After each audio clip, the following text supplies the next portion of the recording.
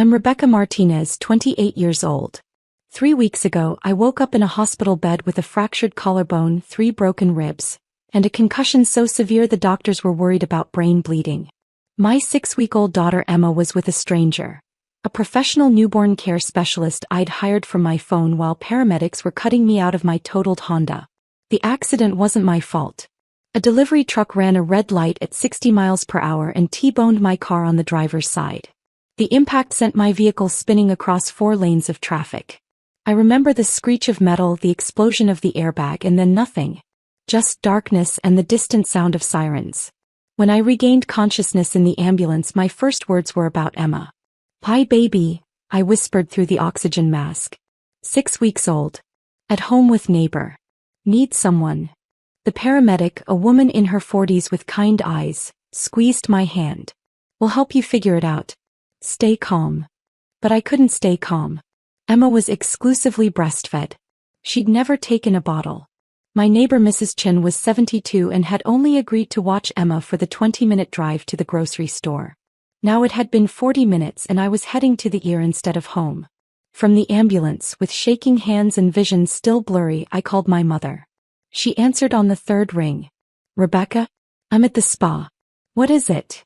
"Mom." My voice cracked. "I've been in a car accident. Bad one. I'm in an ambulance. Emma's at home with Mrs. Chen. Can you please go get her? I don't know when I'll." "An accident?" She sighed deeply, the way she always did when I inconvenienced her. "Rebecca, are you sure it's that serious? You know how you tend to be dramatic about these things." I could hear water running in the background. Spa music. The clink of champagne glasses. "Mom, my car is totaled. I have a head injury. They're taking me to County General. Please, I just need you to get Emma Ann." "County General? That's an hour away from me. I'm getting a seaweed wrap right now. Can't your husband handle this? Marcus is in Dallas for work. He won't land for another 5 hours. Mom, please. She's 6 weeks old. She needs." "Hold on." I heard muffled conversation. Then my sister's voice in the background laughing about something. Mom came back on the line. "Rebecca, your sister and I are leaving tomorrow morning for our Caribbean cruise. We have the pre-cruise spa package today. It's already paid for." My head was pounding. Each word felt like it took all my energy. "Mom, this is an emergency. Your granddaughter needs." "Your sister never has these emergencies, Rebecca." Her voice was sharp now. "Vanessa has 2 children and she's never once called me in a panic about a car accident or a crisis. You need to be more organized. More responsible." Something in my chest cracked and it wasn't just my broken ribs.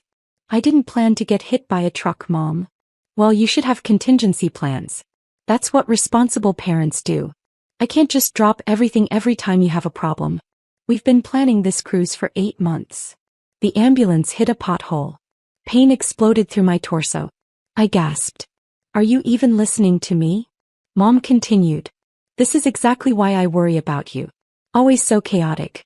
Always needing to be rescued.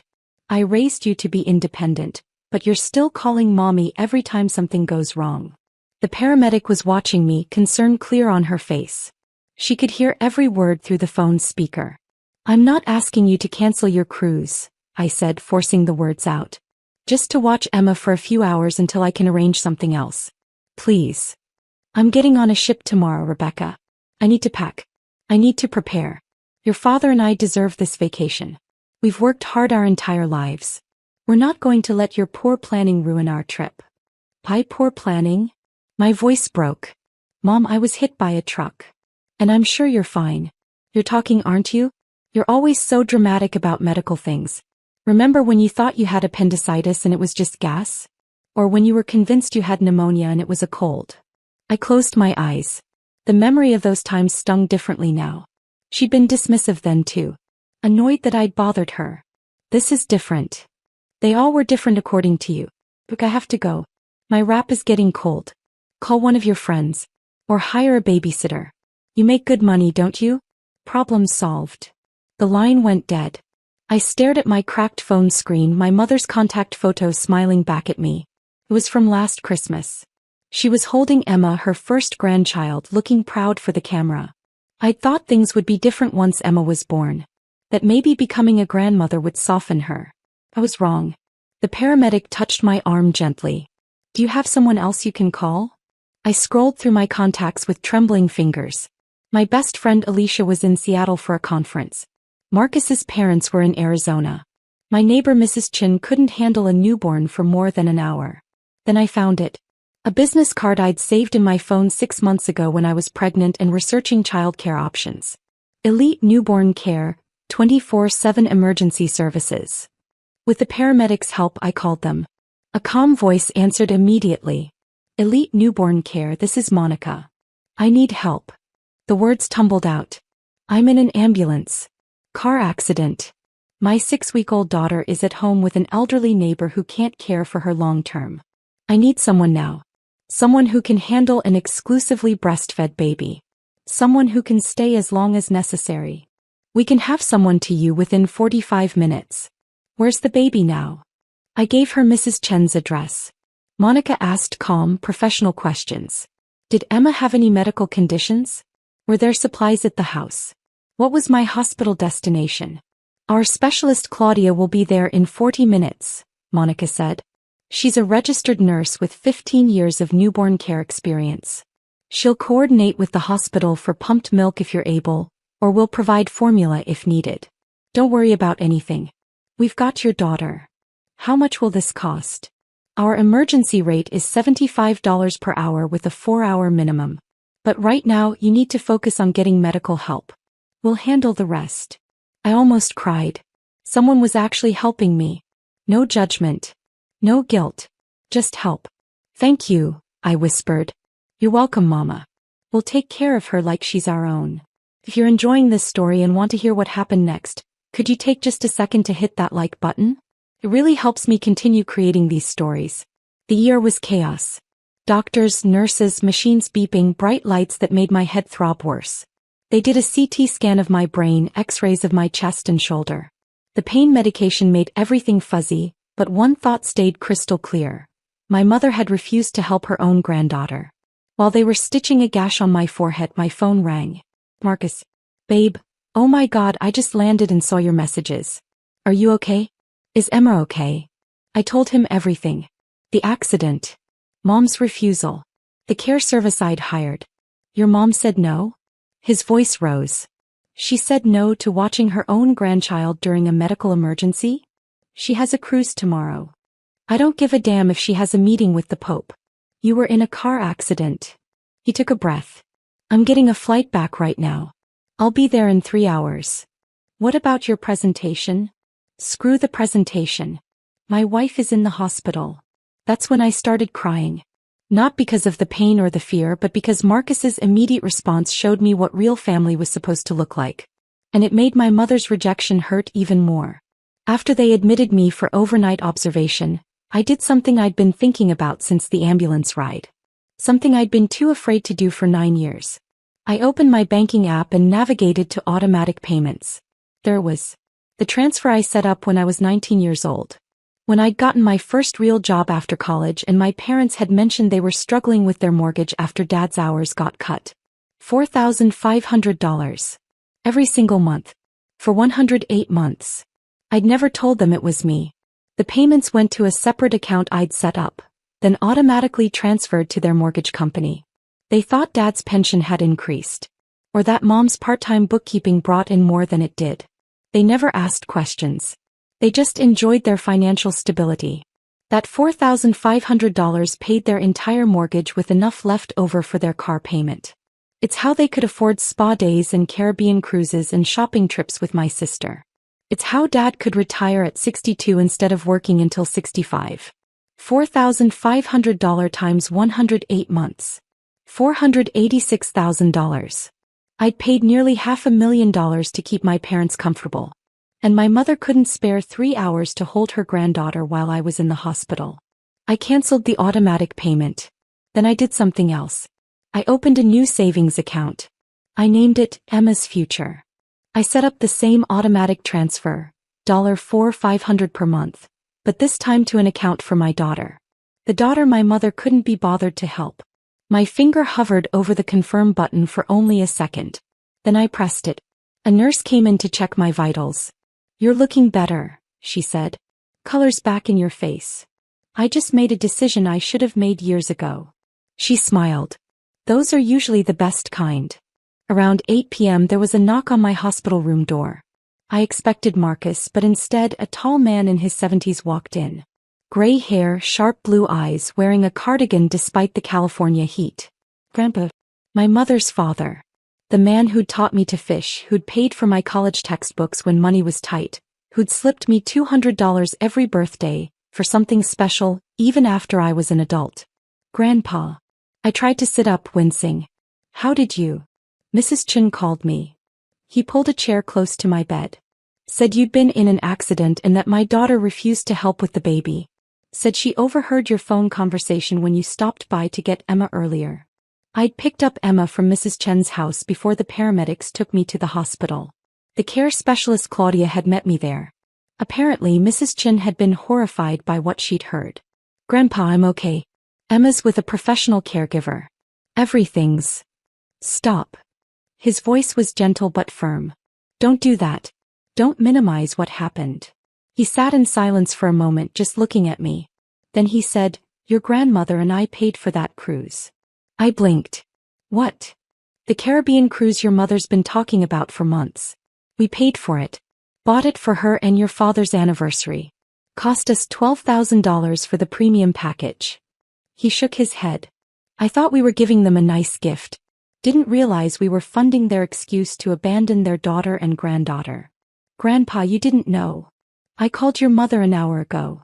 His voice hardened. "Told her I knew what she did. You know what she said?" I waited. "She said you were being dramatic. That you were fine. That you'd always been too dependent and needed to learn to handle things yourself." He leaned forward. Then she said, "Emma isn't even my responsibility. Rebecca chose to have a baby. She needs to deal with the consequences." The words hit me like a second collision. "Consequences," I repeated. "She called my daughter a consequence." That's when I told her the cruise was cancelled. My eyes widened. "What?" "I called the cruise line. Cancelled the booking. As the purchaser, I have that right. They're refunding the money to my credit card." He smiled, but there was no warmth in it. "Your mother and father will not be going on any cruise tomorrow." "Grandpa, you didn't have to." "Yes, I did." He reached over and took my hand carefully, avoiding the fore. "Rebecca, I need to tell you something. Your grandmother, before she passed, she made me promise to watch out for you. Said she worried about how your mother treated you differently than Vanessa." I felt tears building. I thought maybe she was seeing things that weren't there. Grandmothers can be protective. But over the years I've watched. I've seen the patterns. The way your sister gets praised for the same things you get criticized for. The way your accomplishments get dismissed while hers get celebrated. The way you're always expected to be understanding while she's allowed to be selfish. "It's just how Mom is," I said weakly.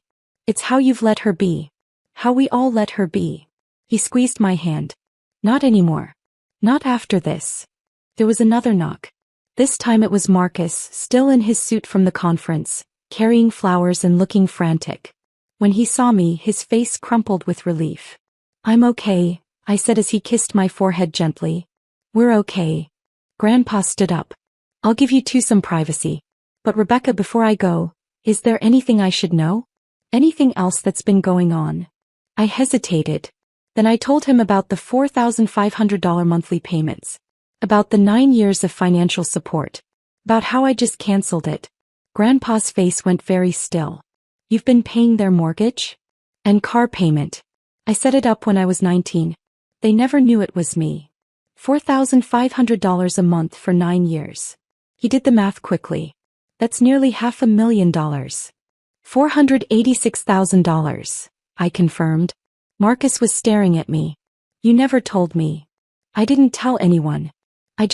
They needed help and I could provide it, so I did." Grandpa was quiet for a long moment. Then he said, "Did they ever thank you? Ever acknowledge the help?" "They didn't know it was me. But they knew their financial situation improved dramatically. They knew they suddenly had extra money every month. Did they ever question it? Ever wonder? Ever think maybe they should be more careful with money that appeared out of nowhere?" I'd never thought about it that way. They just spent it, I said slowly. On cruises and shopping and spa days and helping Vanessa with her down payment and, I stopped. They helped Vanessa buy her house with my money. And when you were in a car accident with a 6-week-old baby, your mother couldn't spare 3 hours. Grandpa's voice was ice. She took your money for 9 years and couldn't give you 3 hours. He pulled out his phone. I'm making a call. You rest. He walked into the hallway, but I could hear his voice through the door. Patricia, it's Dad. No, I'm not discussing the cruise again. I'm calling about something else. Something I just learned. Pause. Did you know Rebecca has been paying your mortgage for 9 years? Silence. Then Grandpa's voice again, harder. $4,500 a month, Patricia. $486,000 total. Your daughter, the one you called dramatic today, the one you refused to help, has been keeping you financially afloat since she was 19 years old. Another pause. She canceled the payments this afternoon. From her hospital bed. After you abandoned her and your granddaughter. I could hear my mother's voice now, shrill even through the phone. Grandpa let her talk for a moment. Then he said the words that changed everything. You have 24 hours to make this right, Patricia. 24 hours to apologize to your daughter, to meet your granddaughter properly, to show even a fraction of the gratitude and love she deserves. If you don't, I'm changing my will. Everything I plan to leave you, the house in Pasadena, the stocks, the savings bonds, all of it, goes to Rebecca and Emma instead. More shouting from the phone. I'm not bluffing. I already called Gerald Hoffman, my attorney. He's drafting the changes tomorrow morning. You think I'm going to leave my estate to someone who treats their own daughter like garbage? Who calls their granddaughter a consequence? His voice dropped. Your mother would be ashamed of you. I know I am. He hung up. Marcus and I sat in stunned silence. Grandpa walked back in looking 10 years older but somehow more determined. That woman is my daughter and I love her. But love doesn't mean accepting unacceptable behavior. Your grandmother taught me that. Grandpa, your will, you don't have to. It's already done in my mind. Whether she apologizes or not, you're getting the majority. But I'm giving her 24 hours because your grandmother would want me to give her daughter a chance to do the right thing. He kissed my forehead. Get some rest. I'm going to go meet my great-granddaughter. Marcus, text me the address of that care service. After he left, Marcus climbed carefully into the hospital bed next to me, holding me like I was made of glass. $500,000, he whispered. Babe, we could have paid off our house. I know. We could have started Emma's college fund years ago. I know. Why didn't you tell me? I was quiet for a long time. Because then I'd have to admit what I already knew. That I was paying for love that should have been free. That I was buying my parents' approval. That no matter how much money I gave them, it would never be enough to make them treat me the way they treat Vanessa. He held me tighter. I'm sorry, he said. For what? For not seeing it sooner. For not protecting you from them. You did protect me. You flew home from Dallas in the middle of your biggest presentation of the year. That's just basic human decency, Beck. That's the bare minimum. Exactly, I said. And my mother couldn't even manage that. My phone started ringing around 10 p.m. I declined the call. She called again. Declined. Then texts started coming through. Rebecca, we need to talk about this misunderstanding. Your grandfather is being completely unreasonable. I never said I wouldn't help. You didn't give me a chance to explain. You're tearing this family apart over a simple miscommunication. I blocked the number. Then my sister called. What the hell did you do? Vanessa's voice was sharp. Mom is hysterical. The cruise is canceled. Grandpa is threatening to cut her out of the will. All because you got an a fender bender and Mom couldn't drop everything immediately. It wasn't a fender bender. I have 3 broken ribs and a fractured collarbone. Well, you're clearly fine enough to cause family drama. Do you know how much Mom was looking forward to this cruise? Do you know how hard she's been working? Working? I almost laughed. Vanessa, I've been paying their mortgage for 9 years. $4,500 every month. That's how Mom can afford not to work. That's how Dad retired early. That's how they helped you with your house down payment. Silence. You're lying. Check with Grandpa. Or better yet, ask Mom. Ask her where she thought that extra $4,500 a month was coming from for the past 9 years. Even if that's true. It is true. It doesn't give you the right to manipulate Grandpa. He's elderly. He's not thinking clearly. He's thinking more clearly than anyone. He sees exactly what Mom is. What you are. What I am. Her voice rose. I'm not the one blackmailing my own mother with Grandpa's inheritance. No, you're just the one who gets everything handed to you while I pay for it. The golden child who can do no wrong while I'm always the problem. I took a breath. I'm done, Vanessa. I'm done funding your lifestyle. I'm done being the family A-team. I'm done accepting scraps of attention while you get celebrated for existing. You're being insane. Mom loves you. Mom tolerates me as long as I'm useful. Today I learned exactly how much my usefulness is worth. 3 hours. She couldn't give me 3 hours for her granddaughter. She had plans. I had a head injury. Vanessa was quiet for a moment. Then, you know what? Fine. Keep Grandpa's money. Keep your victim mentality. But don't expect me to feel sorry for you when you end up alone because you pushed everyone away. She hung up. Marcus had been listening to the whole conversation. You okay? Actually, yeah. And I meant it. For the first time in a long time I feel like I can breathe. The next morning I was discharged with strict instructions to rest for 2 weeks. Marcus brought Emma to the hospital and I held my daughter for the first time since the accident. She was perfect. Healthy. Content. Claudia, the care specialist, had done an amazing job. She kept detailed notes about feeding times, diaper changes, sleep patterns.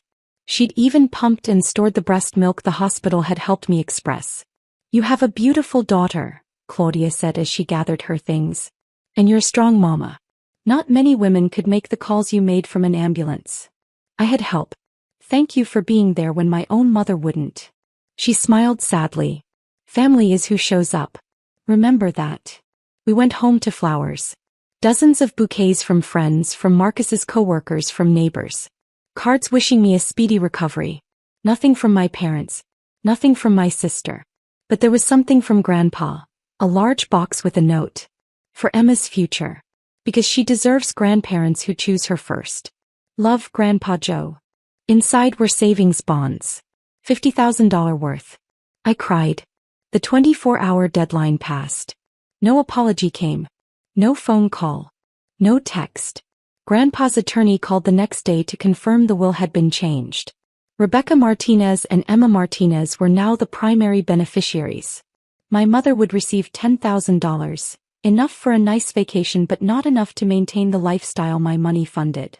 2 weeks after the accident, my mother's mortgage payment bounced. Then their car payment. I know because she called from a number I didn't have blocked. Rebecca, there's been some kind of mistake with our mortgage. The payment didn't go through. Can you check your end? I took a deep breath. There's no mistake, Mom. I canceled the payments. What? Why would you? She stopped. Wait, that was you? All these years, that was you sending the money. Every month since I was 19. But we thought, your father's pension was barely enough to cover your utilities. I covered everything else. For 9 years. Rebecca, you can't just stop. We'll lose the house. We'll lose everything. Like I almost lost everything when that truck hit me. When I was alone in the ambulance, terrified, calling my mother for help and getting rejected. I apologized for that. I called Grandpa and... You called Grandpa to save your inheritance. You never apologized to me. Silence. Mom, you had 9 years of financial support from me. 9 years I gave freely, expecting nothing in return except maybe to be treated like I mattered. Like I was worth 3 hours of your time during a medical emergency. You couldn't even give me that.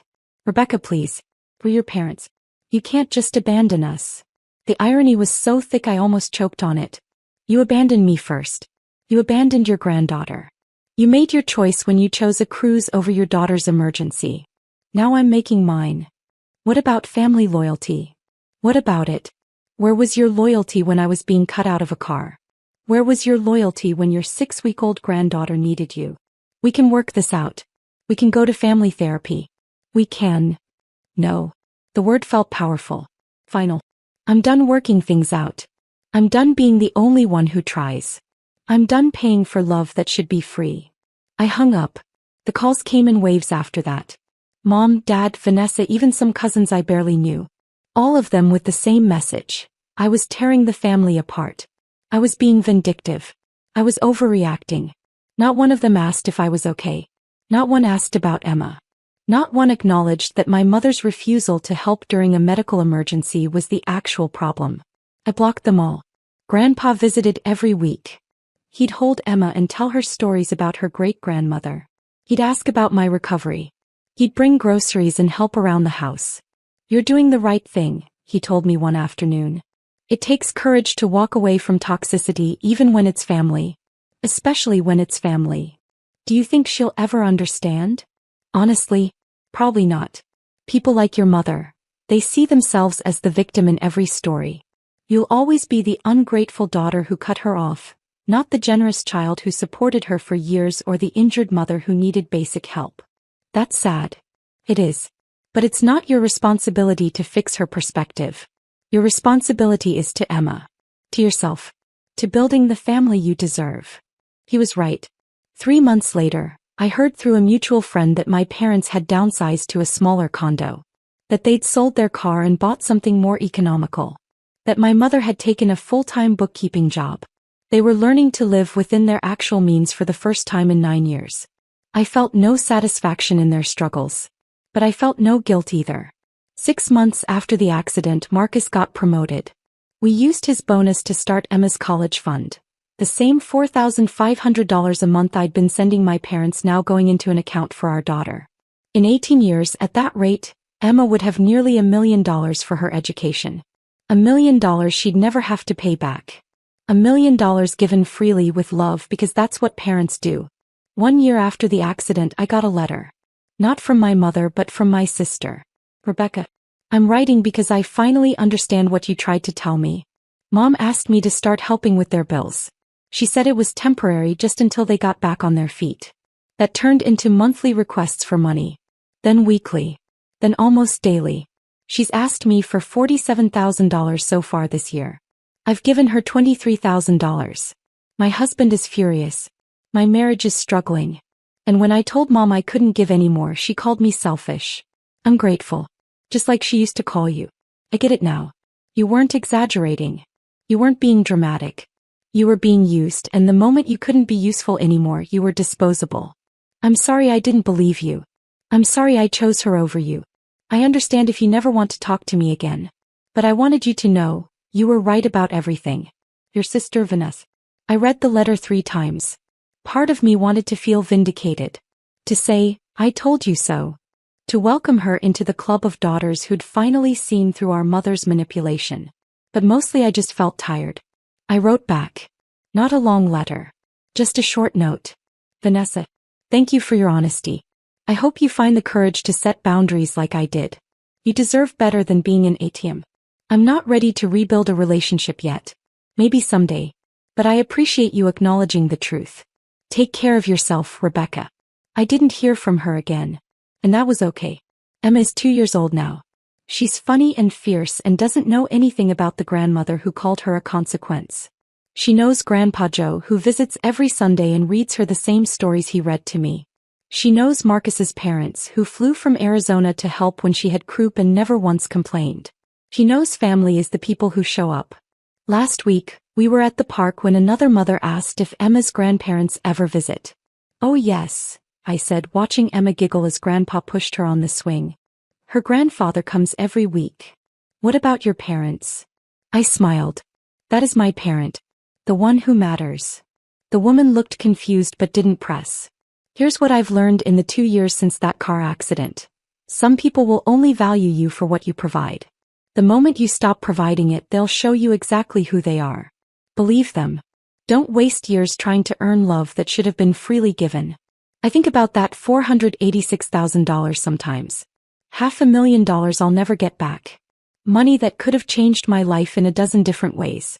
But I also think about what I gained by cutting them off. Peace. Self-respect. A clear understanding of my worth. A family built on genuine love rather than obligation and guilt. That's worth more than any dollar amount. My mother sends a card every year on Emma's birthday. I don't open them. They go straight into a box in the garage.